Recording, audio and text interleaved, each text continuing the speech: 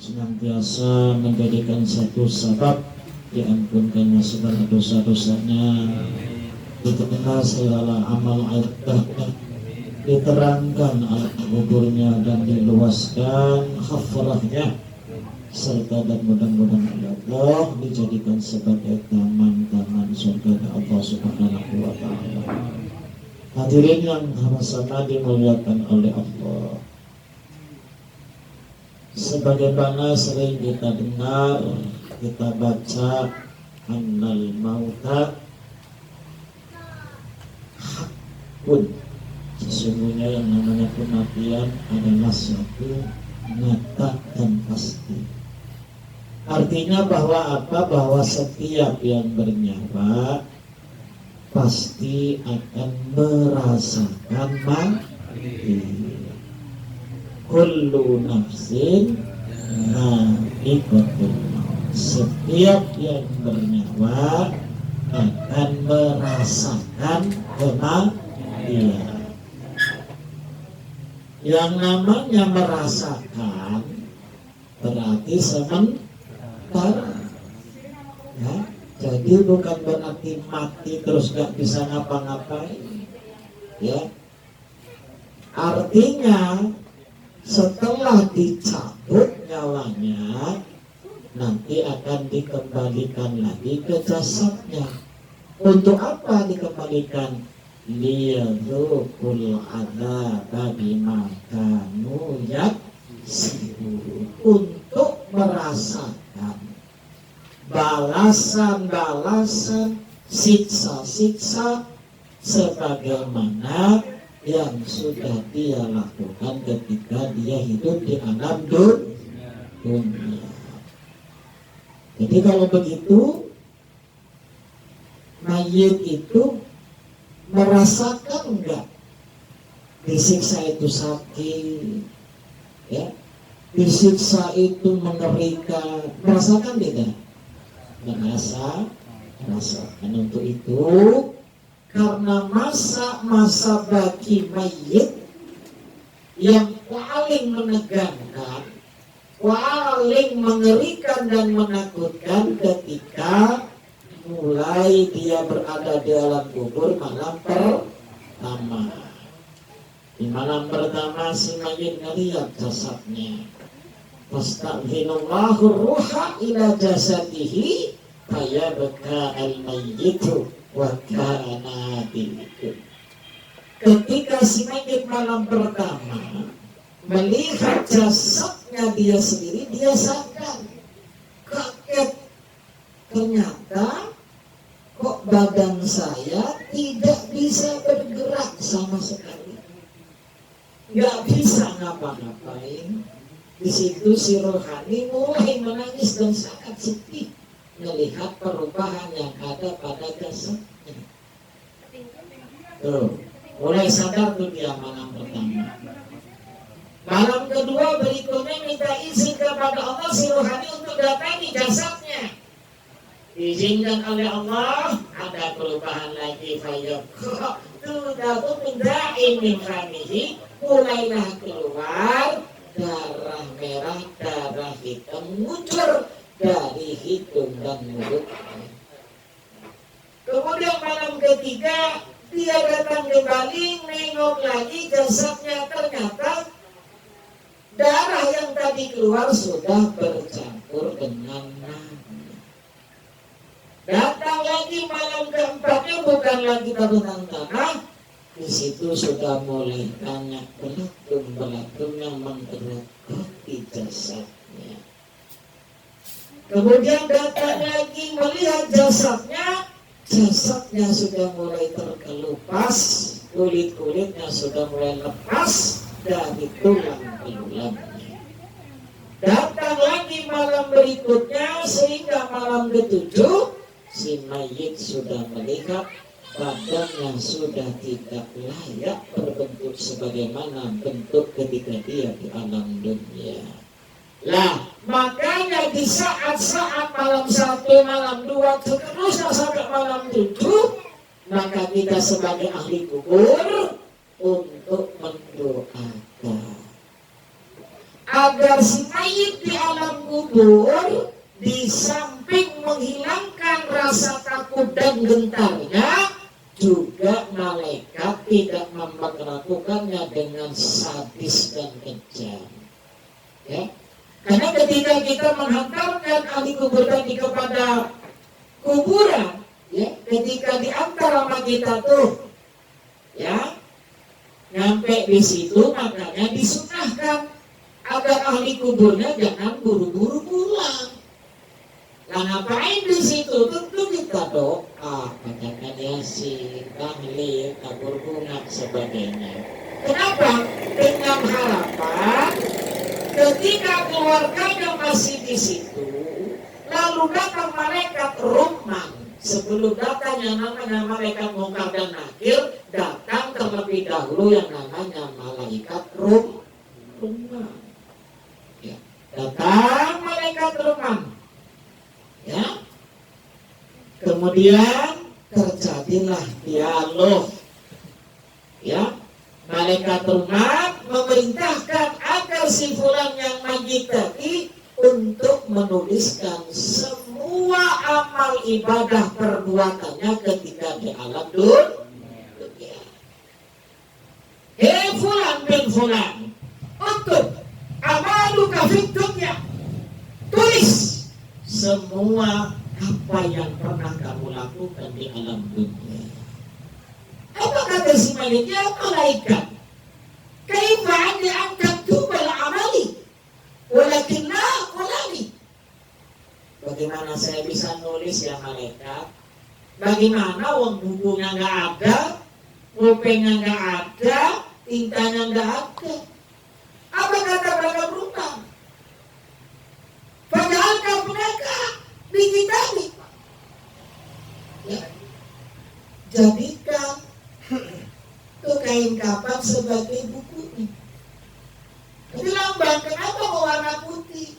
Itu lambang sebagai kita untuk menorehkan, menuliskan print out-nya ketika kita berbuat mulai akil balik sampai kita meninggal dunia akan ditulis. Siapa yang nulis? Kita sendiri. Lalu apa pulpennya? Pulpennya pakai telunjuk tangan kita ini yang kita pakai untuk kita menurutkan kita sholat asyhadu an la ilaha illallah. Ini fungsinya nunjuk nih sebagai pulpennya, penanya. Dan mana tintanya malaikat? Tintanya adalah air liur ludahnya sendiri. Mulailah menulis fulan bin fulan, mulai akil balik sampai akhir hayatnya sambil menangis. Karena yang dia tulis semuanya ingat. Tidak ada satupun yang kelewat. Ya? Yang kurang ajar sama orang tuanya, yang berani sama ada ulama yang suka ngaji mati, yang suka bikin hoax, sekuat banyak, semua ingat semua. Ditulis menangis. Ya. Itu out-nya. Konon kalau menurut sebagian ulama, jika dibentangkan bisa mencapai antara timur sampai barat. Saking banyaknya, kalau kita tuh borong di Carrefour atau di toko, di supermarket, semakin banyak barang yang kita beli, maka print out-nya makin panjang, ya Pak ya. Luas sekali. Nah seperti itu, apa yang kita beli akan keluar print out-nya. Apa yang kita perbuat, maka catatannya pun lengkap. Lalu setelah itu, setelah ditulis semua selesai, kata malaikat stempel, disuruhnya tempel. Yang sah bahwa itu adalah kamu sendiri yang buat dan kamu bertanggung jawabkan. Bagaimana saya tempelnya? Pakai kukumu. Jadi kuku kita inilah sebagai stempelnya. Ya. Maka kenapa kalau kita sholat, kuku kita ini disentuhkan ke bagian perutnya. Seperti ini ya. Tuh, yang dua jadikan satu, ya. Di antara pergelangan inilah Ya. Nah, nih kukunya ini ditempelkan ke perutnya. Nah, kayak stempel. Ya, yang bakal nanti jadi legalitasnya perbuatan kita, stempelnya. Nah, yang dua ini mengarah menunjuk ke bagian jantung dan hatinya. Ya. Nah, itu maksudnya. Setelah dibuat stempelnya, lalu malaikat membungkusnya. Kalau catatan amal tadi ternyata baik, maka bungkusnya berwarna putih, Bersih dan wangi. Ya. Powernya. Sementara Powernya. Ujung. Dah. Semua. Sementara kalau amalnya perbuatannya buruk, maka untuk membungkusnya kain berwarna hitam legam dan sangat berbau busuk. Setelah selesai dibungkus, lalu dikalungkan di lehernya. Kalau amal perbuatannya saleh, tidak ada beban sedikit pun berat di tubuhnya, di lehernya.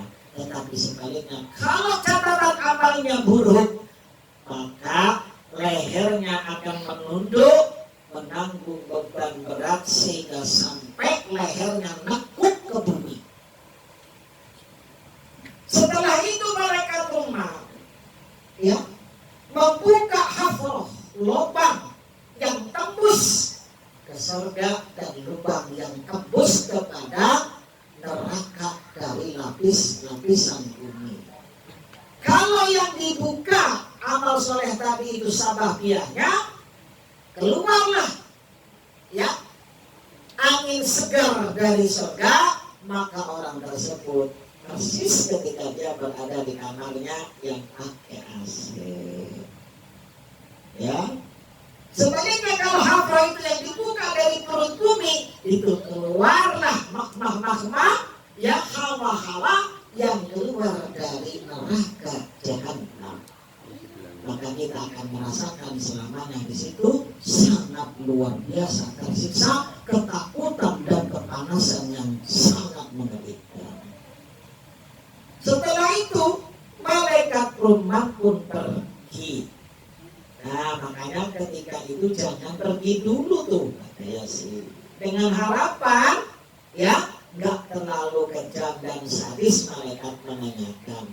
Datang malaikat Mungkar dan Nakir. Mungkar dan Nakir biasa pertanyaannya kita hafal ya. Man rabbuka? Ya, karena kita sudah biasa nyebut-nyebutnya dalam sholat, maka dijawab, siapa Tuhanmu? Allahu Akbar. Tuhanku Allah Maha Besar. Beda sholat kayak apa? Karena pada waktu itu misalnya dikunci, hanya amal solehnya yang akan menjadi saksi. Ya, maka semua nanti akan menjawab Allahu Akbar. Allah Tuhanku yang Maha Besar. Wa man nabiyyuka, siapa nabimu? Kita jawab, asyhadu an la ilaha illallah wa asyhadu anna Muhammadar Rasulullah. Itu bisa menjawab karena kita biasa sholat ya, nunjukkan yang baca dua. Wa batinuka, apa agamamu? Ya, tentu kita jawab Islam ini. Makanya kita kalau sholat pasti nengok kiri kanan. Assalamualaikum warahmatullahi wabarakatuh. Keselamatan kesejahteraan bagi umat kanjeng Nabi Muhammad. Ya Allah. Jadi ucapan salam itu doa bagi keselamatan. Pertanda adalah orang Islam. Al-Islamu man salima. Islam itu orang yang merasa aman ya, min lisanihi wa yadihi, apabila tetangganya merasa aman dari lisan dan tangan perbuatannya, maka orang itu disebut Islam yang sejati, yang sebenar-benarnya Islam. Tapi kalau ada orang ngaku Islam, tetangga kiri kanannya nggak merasa aman, merasa takut, merasa risih, maka itu jelas Islamnya cuma Islam-Islaman. Jadi yang bisa menjawab itu semua apa yang kita lakukan ketika dalam sholat. Ya, maka kalau sholat, ayo. La sholata illa man huduralah. Tidak ada sholat bagi orang yang hatinya tidak hadir, tidak fokus, tidak khusyuk kehadirat Allah. Ya, ada sholat. Ya, saya sama-sama mereka. Maka kalau sholat, sebelum sholat tenangkan pikiran, tenteramkan dulu. Maka ada syarat sholat. Di mana orang syarat sholat? Ya, syaratnya kudu punya wudu, kudu Islam, berakal sehat, masuk waktu, tahu syarat rukun sah dan batalnya. Maka penting nih ya, kudu belajar ilmunya. Bagaimana kalau orang sholat? Tidak boleh ya berucap, berkata-kata, sepatah kata, atau hanya sebatas sebagai isyarat. Ya, contoh, Allahu Akbar, ya. Terus ada orang lain tuh lewat, ada orang lain bercanda, kita nggak boleh. Walaupun cuma tau gak sih S doang ya, terus nggak boleh, ya. Atau suara-suara yang seperti suara-suara kaleng, beduk, lu, ya, itu akan membatalkan sholatnya. Maka hal-hal yang bisa membuat kita jadi khusyuk, lakukan ketika kita sebelum sholat. Khusyuknya orang ketika di dalam sholat bergantung sebelum dia sholatnya. Ya, jadi gimana caranya khusyuk? Ya iya caranya gimana sebelum kita sholat?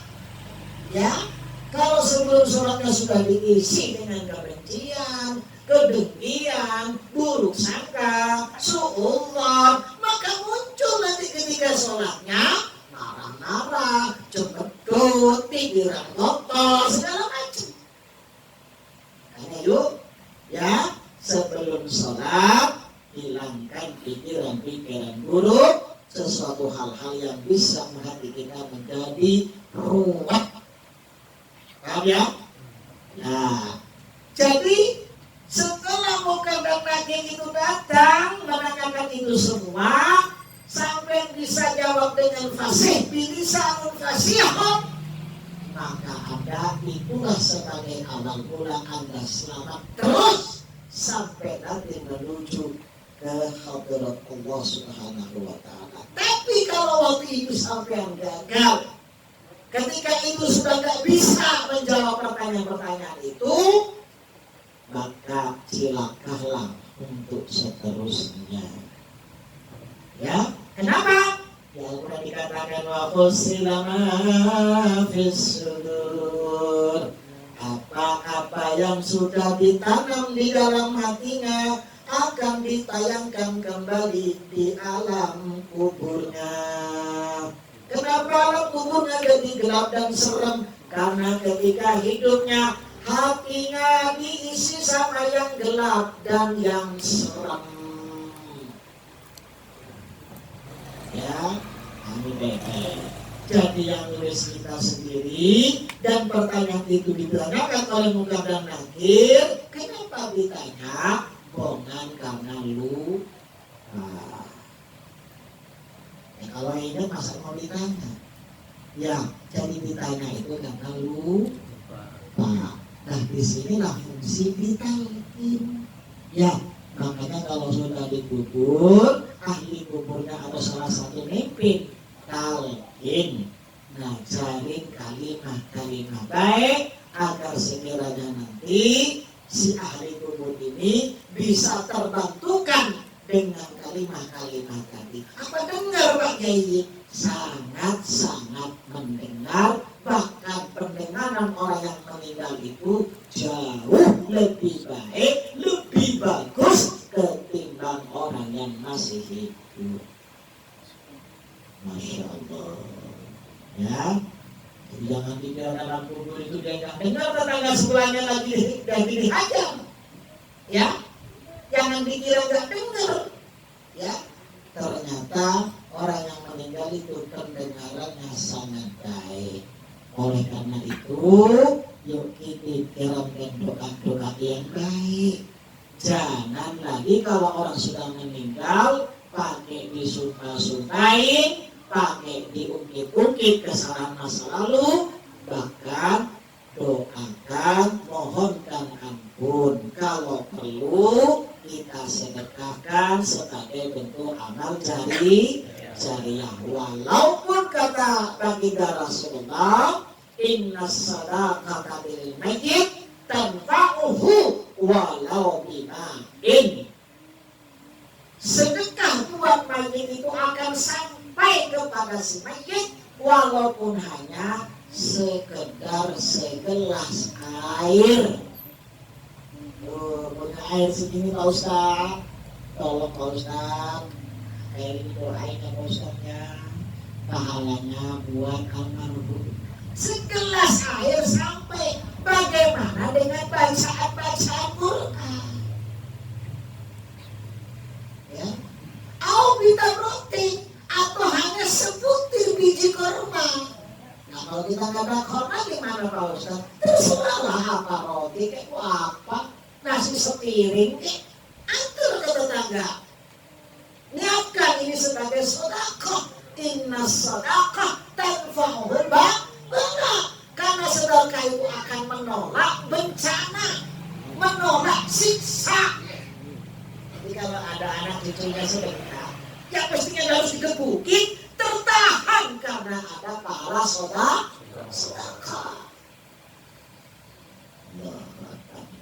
Jadi kalau punya aset anak saleh, ya, nah itu walaupun yang ngirimin Fatihah dengan amal solehnya, orang tuanya bisa langsung merasakan amal kebaikan dari anak-anaknya.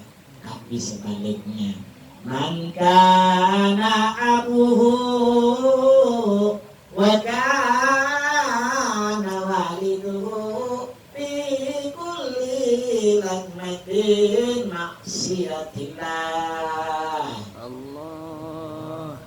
Awas, kalau ada orang tua yang meninggalkan anaknya, lalu si anak ditinggalkan dalam keadaan setiap langkahnya maksiat kepada Allah, maka setiap langkah dosa-dosa anaknya akan langsung ditransfer, dikirim kepada orang tuanya yang di alam kubur. Ya, langsung ditransfer. Minum-minuman haram langsung ini kiriman dari anakmu, dikit.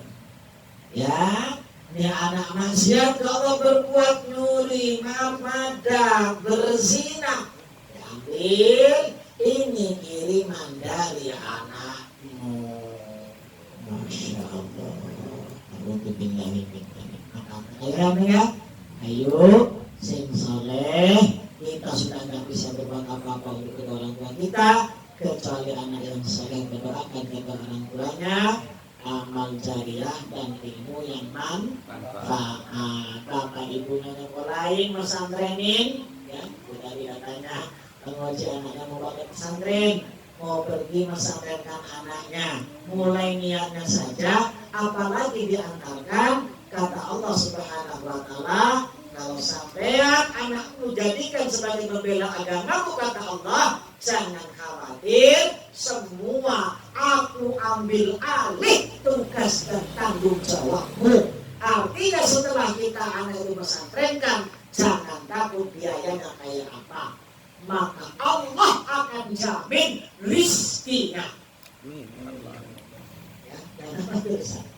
Kalau sudah bersandar dengan anak, mesti rizkinya akan dikembangkan oleh Allah Subhanahu wa Ta'ala. Ya, ingatkan dengan baik. Ya, anaknya mau, gurunya ikhlas, orang tuanya mau anaknya supaya jadi orang yang saleh. Tidak serangkai ini kalau terus bertahan dan dia keluar dari pesantrennya, dijamin anak itu akan membawa ilmu manfaat barokah minimal dan insya Allah akan menjadi panutan di masyarakatnya dan urusan kiai bahkan menjadi ulama dan besar. Itu yang khawatir. Ya. Nah, setelah malaikat Munkar dan Nakir katanya di kanan dan kiri. Katanya Munkar dan Nakir itu kan nyatet, ya banyak selama ini berpandangan kalau Munkar dan Nakir itu yang nyatetin amal soleh. Ya, bukan, yang nyatet amal soleh kita bukan boleh itu adalah perbuatan kita sendiri. Nulis baik akan muncul baik, berbuat buruk akan tertulis buruk. Jadi siapa yang tulis? Kita sendiri. Ya, saya rasa saya cukupkan dulu. Ya, walaupun sedikit, mudah-mudahan manfaat. Ya, nah, yang dikatakan mati yang sebenarnya kata ulama bukan sebagaimana orang dia pahami, ruhnya keluar dari jasad dipendem. Bukan itu maksud para alim ulama. Ulama yang dimaksud orang mati yang sebenarnya adalah walakin ta'ma qulubuhum, akan tetapi yang mati yang sebenarnya itu adalah mati hatinya. Karena kalau orang mati hatinya, ya sama persis seperti mayat yang sedang bergentayangan jalan ke sana kemari. Apa orang yang mati hatinya? Orang yang hatinya jauh mengingat dari Allah, hatinya tidak ada cahaya ilmu dari Allah, hatinya nggak ada Allahnya. Orang itulah yang dikatakan mati yang sebenar-benarnya. Mati 2 kali, hidup 2 kali. Kata Nabi, hidup di alam rohani dan hidup di alam dunia setelah dia keluar terbebas dari hawa nafsu. Mati yang pertama mati hatinya, maka mati yang kedua adalah mati akan selama-lamanya, ya, mendapatkan siksa dari Allah Subhanahu wa Ta'ala. Mau yang hidup silahkan, mau jadi mati seterusnya silahkan, tinggal dipilih. Mudah-mudahan oleh Allah kita semakin dihidupkan, hati kita hidup, jiwa kita hidup, hidup di alam dunia, hidup di alam kubur, hidup di alamul barzah, hidup di alamul akhirat, sampai hidup ketemu sama yang maha hidup, yaitu di surganya Allah. Mala ra'ain ra'at wala udhunun sami'at wala riqqatun fil qalbi, akan abadi bersama Allah yang maha hidup, yang tidak pernah kamu lihat di alam dunia, tidak pernah kamu dengar di alam dunia, bahkan hatimu belum pernah tersirat dalam hatimu, yaitu hidup kekal bersama Allah Subhanahu wa Ta'ala. Mudah-mudahan yang singkat ini bisa manfaat, khususnya buat saya dan kita semua. Usikum binafsi bittaqwallah la'allakum tuflihun. Rabbana atina fid dunya hasanah wa fil akhirati qina adzabannar. Wa sallallahu ala sayyidina Muhammadin wa ala alihi wasallam walhamdulillahi rabbil alamin. Wal 'afu minkum. Assalamu alaikum warahmatullahi wabarakatuh.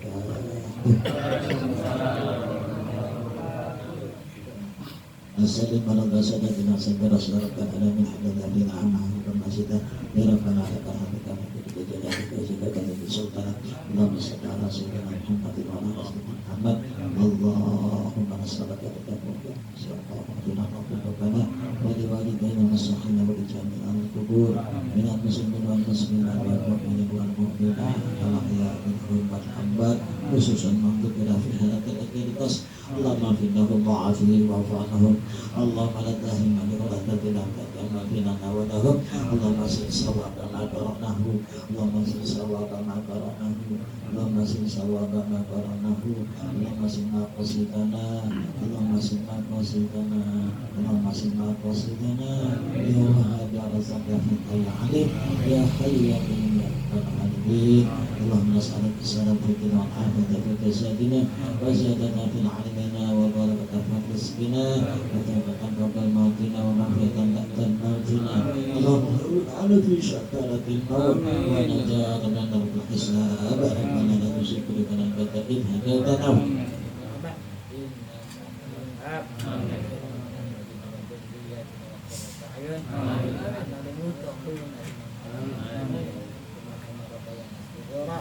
Rabbana atina fid dunya hasanah wa qina adzaban nar wa sallallahu ala sayyidina Muhammadin wa ala alihi rabbil alamin al-Fatihah